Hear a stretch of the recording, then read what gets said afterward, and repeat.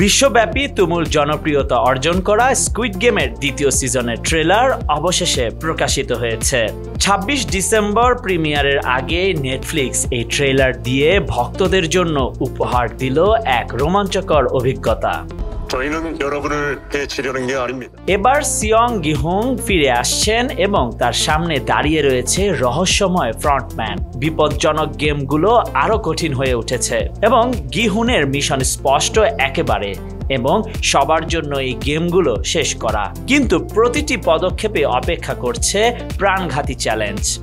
গিহুন কি শেষ পর্যন্ত সফল হবেন নাকি নির্মম ব্যবস্থাটি আরো অনেক জীবনকে কেড়ে নিবে?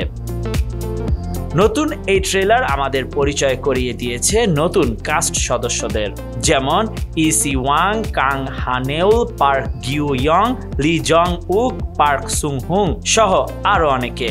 প্রত্যেকটি নতুন চরিত্র স্কুইড গেমের জগতে নতুন রহস্য এবং চক্রান্তের স্তর যোগ করবে।